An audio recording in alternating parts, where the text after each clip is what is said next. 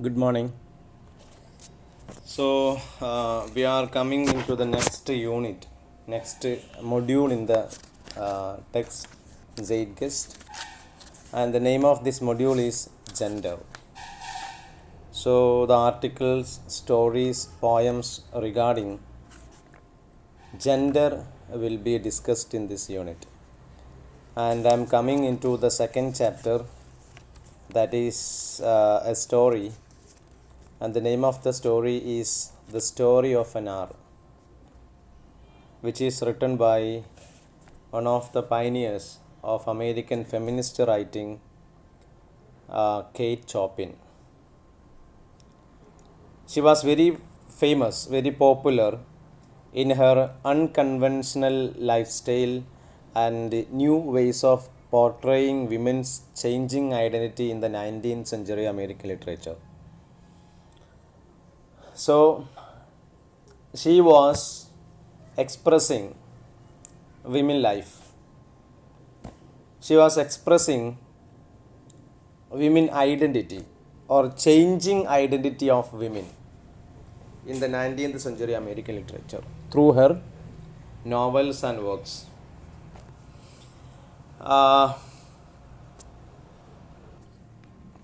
And she was describing the discrepancies, that means the mismatchings of women and the men in their lives and lives in unconventional ways.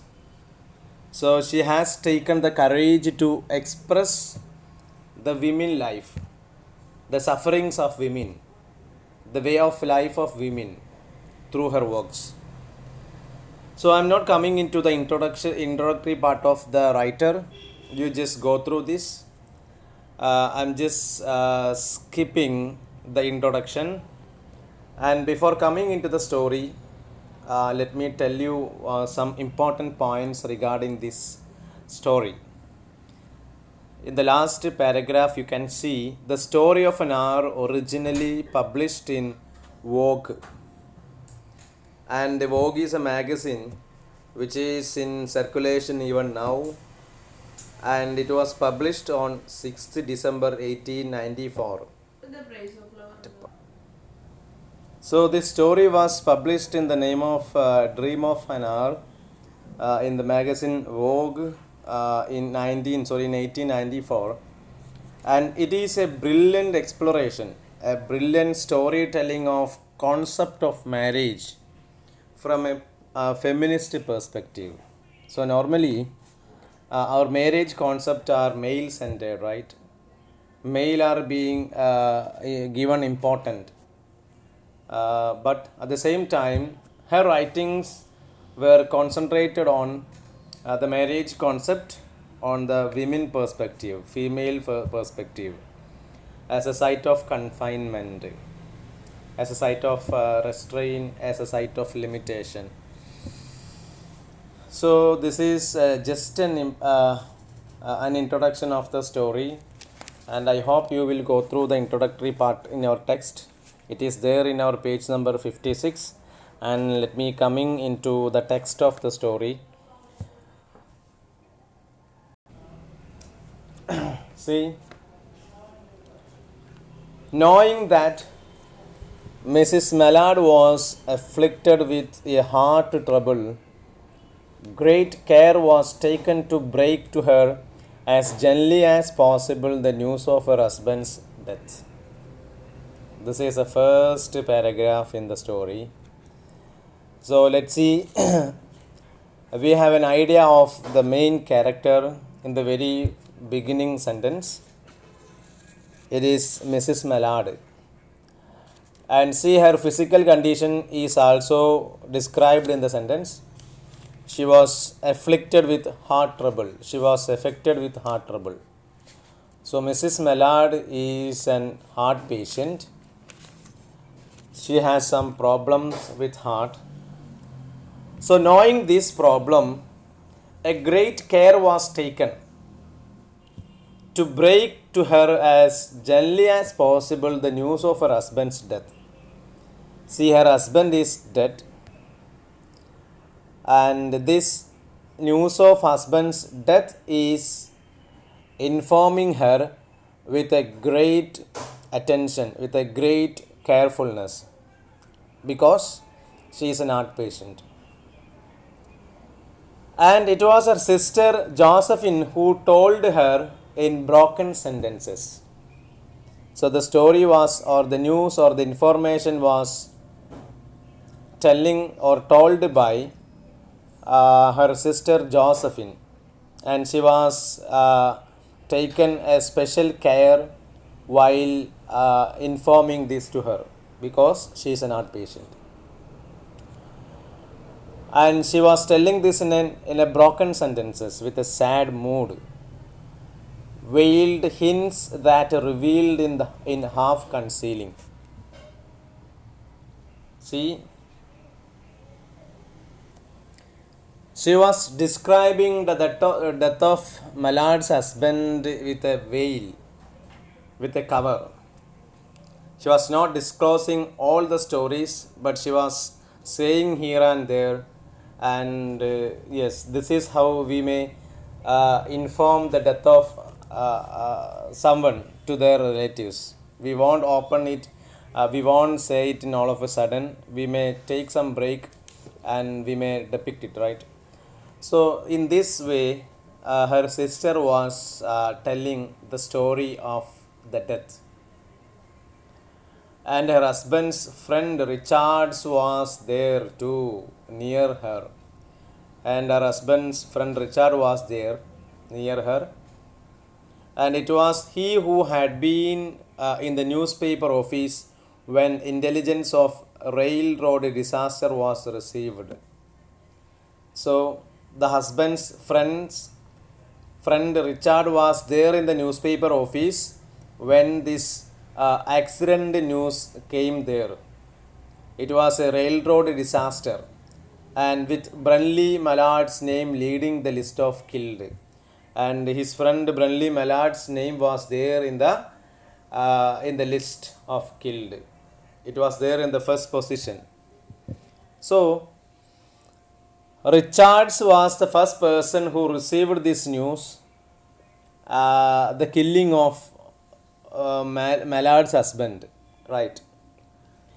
And he had only taken the time to assure himself of its truth by a second telegram. So he confirmed the truth of the story by checking this telegram, and he had taken less time to check this, and he had hastened to forestall any less careful, less tender friend in bearing the sad message. So, after knowing the death of his friend, he directly went to his house to inform this news with her wife, and he had taken special care not to know this news by someone else, like a tender friend or a less careful man, because when they are dealing this news, that may lead to some problems for his wife. So this is how he managed this message. ശ്രദ്ധിക്കുക, നമ്മുടെ മെലാഡാണ് ഈ ഒരു കഥയിലെ നായിക, അല്ലെങ്കിൽ കഥയിലെ കേന്ദ്ര കഥാപാത്രം എന്ന് പറയുന്നത്. അവരൊരു ഹാർട്ട് പേഷ്യൻ്റാണ്. അവരുടെ ഹസ്ബൻഡ് മരിച്ചിട്ടുണ്ട്. ഈ മരിച്ച വിവരം വളരെ ശ്രദ്ധയോടുകൂടി അവരിലേക്ക് പറയാൻ വേണ്ടിയിട്ടുള്ള ഒരു ഒരുക്കത്തിലാണുള്ളത്. ഓക്കെ, കാരണം ഇവളുടെ ഹാർട്ട് പേഷ്യൻ്റ് ആയതുകൊണ്ട് തന്നെ കൂടുതൽ ശ്രദ്ധയില്ലാണ്ട കാര്യങ്ങൾ പറഞ്ഞാൽ ഒരുപക്ഷെ ഇവൾക്കും കാര്യപ്പെട്ട എന്തെങ്കിലുമൊക്കെ സംഭവിക്കാൻ സാധ്യതയുണ്ട്. അതുകൊണ്ട് ആ കെയറൊക്കെ എടുത്തിട്ടാണ്, ഗ്രേറ്റ് കെയർ എടുത്തിട്ടാണ് ഇവർ ഈ കാര്യം സംസാരിക്കാൻ ചെല്ലുന്നത്. എന്നിട്ട് മാത്രമല്ല, ഇവരുടെ സിസ്റ്ററായ ജോസഫിനാണ് ഈ കാര്യം മെലാഡിനോട് പറയുന്നത്. എങ്ങനെയാ പകുതി കാര്യങ്ങളൊക്കെ മറച്ച് വെച്ചിട്ട് അവിടെയും ഇവിടെ നമ്മൾ സാധാരണ മരണ വാർത്തകളൊക്കെ അറിയിക്കുന്ന പോലെ പൂർണ്ണമായിട്ടും മരിച്ചു എന്നൊക്കെ പറയുന്നതിന് പകരം എന്തെങ്കിലുമൊക്കെ ഹിൻസുകൾ കൊടുത്തുകൊണ്ടാണ് സാധാരണ പറയാറുള്ളത്. പകുതി മറച്ചു വെച്ചുകൊണ്ടാണ് പറയാറുള്ളത്. മാത്രമല്ല, ഹസ്ബൻഡിൻ്റെ കൂട്ടുകാരനായ റിച്ചാർഡ്സ് ആണ് ഈ ന്യൂസ് ആദ്യമായിട്ട് ന്യൂസ് പേപ്പർ ഓഫീസിൽ നിന്ന് അറിയുന്നത്. അദ്ദേഹം അത് സെക്കൻഡ് ടെലഗ്രാം നോക്കി അത് കൺഫേം ചെയ്തിട്ടുണ്ട്. അദ്ദേഹം ഒരു റെയിൽ റോഡ് ഡിസാസ്റ്റർ, ഒരു അപകടത്തിൽ മരിച്ചതാണ്, കൊല്ലപ്പെട്ടതാണ്. മാത്രമല്ല, ഈ ഒരു കാര്യം അദ്ദേഹം പെട്ടെന്ന് വീട്ടിലേക്ക് എത്തിക്കാൻ വേണ്ടിയിട്ട് ഈ വിവരം പെട്ടെന്ന് എത്തിക്കാൻ വേണ്ടി ധൃതി കാണിച്ചിട്ടുണ്ട്. കാരണം ഏതെങ്കിലും അത്ര കെയർഫുൾ അല്ലാത്ത അല്ലെങ്കിൽ ഇയാളോട് എന്തെങ്കിലും വിദ്വേഷമുള്ള കൂട്ടുകാരെങ്കിലുമൊക്കെ ഈ വിവരം അറിയുകയാണെങ്കിൽ സ്വാഭാവികമായിട്ടും വീട്ടിൽ പോയിട്ട് ഒറ്റയടിക്ക് പറയുമ്പം ഇവരെ സംബന്ധിച്ച് അവളെ സംബന്ധിച്ച് എന്തായിരിക്കും, ഭയങ്കര ബുദ്ധിമുട്ടായിരിക്കും. ഓക്കെ, ഒരു ടെൻഡർ ഫ്രണ്ട്, ഒരു നല്ല സ്നേഹമുള്ള ലെസ് ടെൻഡർ ഫ്രണ്ട്, സ്നേഹം കുറഞ്ഞ ഏതെങ്കിലും കൂട്ടുകാർ, അല്ലെങ്കിൽ ലെസ് കെയർഫുൾ, അത്ര തന്നെ ശ്രദ്ധ കൊടുക്കാത്ത ആളുകൾ ആരെങ്കിലുമൊക്കെ ഈ ന്യൂസ് വീട്ടിൽ പോയി പറയുമ്പം ചിലപ്പം അത്ര കരുതലില്ലാണ്ട് പറയുന്ന സമയത്ത് അത് ആരെ സംബന്ധിച്ച്, മലാഡിനെ സംബന്ധിച്ചൊരു ബുദ്ധിമുട്ടാവണ്ട എന്ന് വിചാരിച്ച് ഇയാൾ തന്നെ തിടുക്കം കൂട്ടിയിട്ട് നേരെ വീട്ടിലേക്ക് ചെന്നിട്ടാണ് വിവരം പറയുന്നത്. Okay. She did not hear the story as many women have heard the same. She was not like an usual woman. സാധാരണ സ്ത്രീകൾ കേൾക്കുന്ന പോലും നല്ല ഇവളെ കഥ കേട്ടത്, മരിച്ച വിവരം കേട്ടത്. ഇങ്ങനെ സാധാരണ സ്ത്രീകൾ കേൾക്കാറുള്ളത് with a paralysed inability to accept its significance. Sometimes normally the women, they can't accept the significance of the news, right? They may be paralyzed, they may be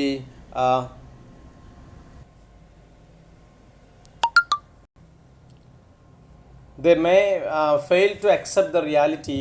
So this is usual way of receiving a death news by women, but she was not like that. She did not hear the same story, the story as many women have heard the same with a paralyzed inability to accept its significance. സാധാരണ സ്ത്രീകൾ കേൾക്കുന്ന പോലെ അങ്ങനെയൊന്നല്ല ഇവൾ കേട്ടിട്ടുണ്ടായിരുന്നത്. She wept at once with sudden wild abandonment. She heard the news and she wept at once. She cried just for once, and with a great abandonment, that means a great loss, a great renunciation, ഒരു ഭയങ്കരമായൊരു നഷ്ടബോധത്തോടു കൂടി ഇവളൊരൊറ്റ ഒരു തേങ്ങൽ തേങ്ങി. In her sister's arm. Okay, she was weeping in her sister's arm. When the storm of grief had spent itself, she went away to her room alone. So after when she came into the sense, when the storm of the grief had departed from her, she went away to her room. അങ്ങനെ സങ്കടമൊക്കെ മാറിയപ്പം പെട്ടെന്ന്, അല്ലെങ്കിൽ ആ ഒരു സങ്കടത്തിൻ്റെ ഭയങ്കരമായ ആധിക്യം മാറിയപ്പോൾ ഇവൾ ഒറ്റയ്ക്ക് അവളുടെ റൂമിലേക്ക് ചെന്നു. She would have no one follow her. Nobody was following her. She was alone. She was going alone to her room. അവൾ ഒറ്റയ്ക്ക് റൂമിലേക്ക് പോയി. There stood. She was standing there, facing the open window, a comfortable, roomy armchair. And she was standing there. She was looking outside to the window, through the window, and there was a comfortable, roomy armchair. There was a armchair beside her. And into this she sank. Into this she sat, pressed down by a physical exhaustion that haunted her body and seemed to reach into her soul. She pressed herself down to the chair. She sat into the chair in a relaxed manner. So അവൾ ആ കസാലയിൽ ഇങ്ങനെ ഇരിക്കുകയാണ്. And she could see in the open square before her house the tops of trees that were all acquire with the new spring life. And she could see the tops of trees which were shivering, and that was showing the new spring of life. ജീവിതത്തിൻ്റെ പുതിയ വസന്തം കാണിച്ചു കൊടുത്തുകൊണ്ട് മരങ്ങളിലെ ഇലകളൊക്കെ ഇങ്ങനെ അങ്ങനെ shiver ചെയ്യുന്നുണ്ടായിരുന്നു. അവൾ നോക്കുന്ന സമയത്ത് ജനവാതിലൂടെ പുറത്തേക്ക് നോക്കുമ്പോൾ മരങ്ങളൊക്കെ ഇങ്ങനെ ഇളകുന്നത് കാണാം. The delicious breath of rain was in the air, and there was a good smell of rain in the air. And in the street below, a peddler was crying with wares. And in the street there was a peddler, a vendor. I mean, the person who carries goods, things for households, who sells our doorsteps. So there was a peddler below, and he was crying his wares. He was making sounds with his goods. താഴെ ഒരു നല്ല മഴയുടെ മണമുണ്ട്. മാത്രമല്ല താഴെ സ്ട്രീറ്റിൽ നിന്നും ഒരു ഉന്തുവണ്ടിക്കാരൻ അദ്ദേഹം പിന്നെ സാധനങ്ങളൊക്കെ വെച്ചിട്ട് ഇങ്ങനെ ശബ്ദം ഉണ്ടാക്കുന്നത് കേൾക്കുന്നുണ്ട്. The notes of a distant song which someone was singing reached her faintly, and there was a faint song reached her ears from a far distance. ദൂരെ നിന്ന് ആരോ പാടുന്ന ഒരു അത്ര ക്ലിയർ അല്ലാത്ത ഒരു ശബ്ദം ഇവളുടെ ചെവിയിലേക്ക് വരുന്നു. മാത്രമല്ല and countless sparrows were twittering in the eaves. And countless sparrows, number of sparrows, small birds, they were making sounds in the eaves. Eaves കൊണ്ട് ഉദ്ദേശിക്കുന്നത് നമ്മുടെ വീടിനൊക്കെ ചുമരിൻ്റെ പുറത്തേക്ക് തള്ളി നിൽക്കുന്ന മേൽക്കൂരയുടെ ഭാഗത്തിനാണ് ഈവ്സ് എന്ന് പറയുക. അപ്പോൾ ഈവ്സിൽ നിന്നും കുറേ പക്ഷികൾ, ചെറിയ ചെറിയ പക്ഷികൾ കലപില ശബ്ദം ഉണ്ടാക്കുന്നുണ്ട്. ഇതൊക്കെയാണ് she could see through her windows. അവൾക്ക് കേൾക്കാനും കാണാനും കഴിയുന്ന സംഭവങ്ങൾ അതൊക്കെയാണ്. So she was sitting relaxly in this window. And there were patches of blue sky showing here and there through the clouds. And she could see the patches of blue sky. ഈ ആകാശത്തിന്, നീലാകാശത്തിലൂടെ വിടവുകൾ കാണുന്നുണ്ട്. ആ വിടവുകൾ through the clouds that had met and piled one above the other in the west facing her window. So she could see the patches between the clouds in the blue sky, and these clouds were piled one another on other. ഒന്ന് മറ്റൊന്നിൻ്റെ മേലെയായിട്ട് ഇങ്ങനെ അട്ടിക്കിടക്കുന്ന മേഘങ്ങൾക്കിടയിലൂടെ വിടവിലൂടെ നീലാകാശം ഇവൾ കാണുന്നുണ്ട്. She sat with her head throw back upon the cushion of the chair. So she was sitting there like she was leaning over to the cushion of the chair. ഈ cushion ചെയറിലെ കുഷനിലേക്ക് തല ചായ്ച്ച് വെച്ചുകൊണ്ടാണ് ഇവൾ ഉറങ്ങുന്നത്, കിടക്കുന്നത്. Quite motionless. She was not moving. She was not making any movement, except when a sob came up into her throat and shook her, as a child who has cried itself to sleep continues to sob in its dreams. So she was sitting there without any movement, but sometimes when the sob came up into her throat, she was shivering or she was shaking like a child who has cried itself to sleep continues to sob in its dreams. അപ്പോൾ ഇവൾ ഇടയ്ക്ക് എന്ത് ചെയ്യുന്നുണ്ട്, ഇവൾ ഇളകുന്നില്ല, പക്ഷേങ്കിൽ ചില സമയത്ത് ഇവളുടെ ഈ സോബ്, ഈ തേങ്ങൽ ഇവളുടെ തൊണ്ടയിലേക്ക് വരുന്ന സമയത്ത് ഇവൾ ഇളകുന്നുണ്ട്. ഏതുപോലെ മക്കളെ കരഞ്ഞുകൊണ്ട് ഉറങ്ങുന്ന മക്കൾ സ്വപ്നത്തിൽ ഇങ്ങനെ സോബ് ചെയ്യുമ്പോൾ ഇളകുന്ന പോലെ ഷി വാസ് ഷെയ്ക്കിങ്. അവളിങ്ങനെ ഹെർസെൽഫ് അവളിങ്ങനെ ഇളകുന്നുണ്ടായിരുന്നു. ഈ ഒരു ഇളക്കം മാത്രമേ അവൾ ഇരിക്കുന്ന സമയത്ത് ഉണ്ടായിരുന്നുള്ളൂ. പിന്നെയാ she was young with a fair calm face. So when we are looking into her physical structure, she was very young, നല്ല ചെറുപ്പക്കാരിയാണ്. Then with a fair calm face, she is so beautiful. She has a calm face whose lines bespoke repression and even a certain strength. And there were some lines on her face that lines tell us that the repression she has faced, the suppression she has faced in her life.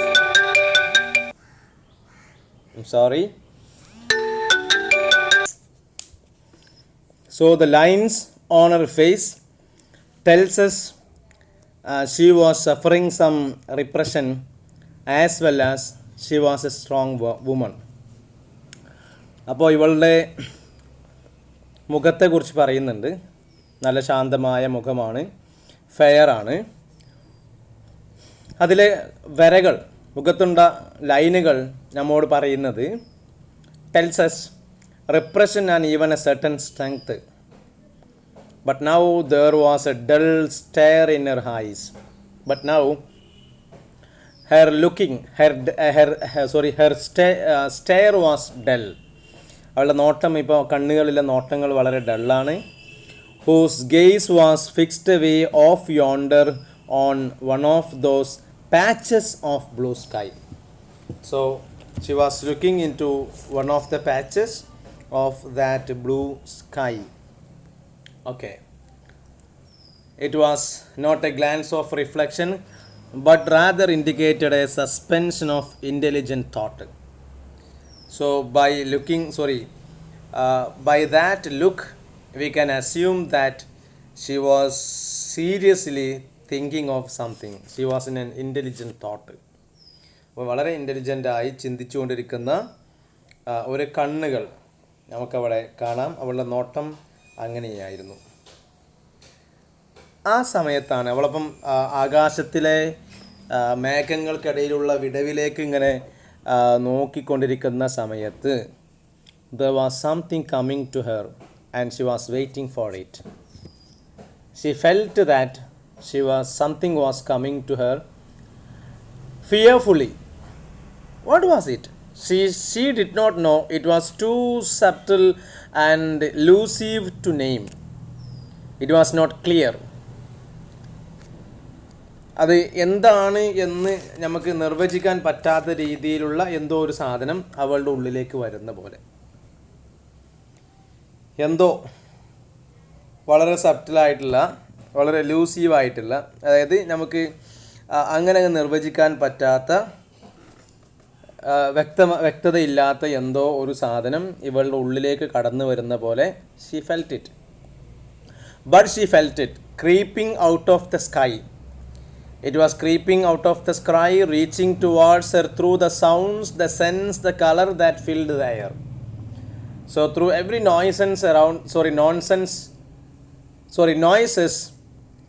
around her, that thing was coming from the sky. That thing was creeping out of the sky into her, reaching toward through the sounds that she heard, the sense of rain, the color that filled the air.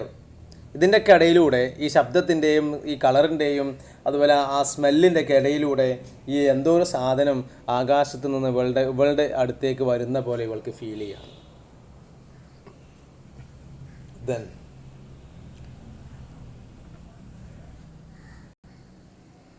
now her bosom rose and fell tumultuously. Her bosom, her heart, it was rising and falling tumultuously. Tumultuously means in a confusion. വളരെ വേഗത്തിൽ കൺഫ്യൂഷനോട് കൂടി ഇവൾ ഹൃദയം ഇടിക്കുന്നുണ്ട്. She was beginning to recognize this thing that was approaching to possess her, and she was striving to beat it back with her will, as powerless as her two white slender hands would have been. Which means she was beginning to understand that thing was approaching her to capture her, to possess her. But she was trying to resist this thing with her will, and with that will was powerless. വളരെ ആ ഒരു സാധനം അവളുടെ അടുത്തേക്ക് ഇങ്ങനെ ഓടി വരുന്ന പോലെ, അവളെ കീഴടക്കാൻ വരുന്ന പോലെ അവൾക്ക് ഫീൽ ചെയ്യുന്നുണ്ട്. പക്ഷെ അതിനവിടെ തടഞ്ഞു നിർത്താൻ വേണ്ടി അവൾ ശ്രമിക്കുന്നുണ്ട്. പക്ഷെ അവളുടെ കൈകളൊക്കെ സ്ലെൻഡർ ഹാൻഡ്സ് ആണ്. ദാറ്റ് മീൻസ് തിൻ, നേർത്ത, ശക്തിയില്ലാത്ത കൈകളായതുകൊണ്ട് അതിനവൾക്ക് അവിടെ തടയിടാൻ സാധിക്കുന്നില്ല. So this is page number 57 and we will come into the remaining part in the next class. Thank you.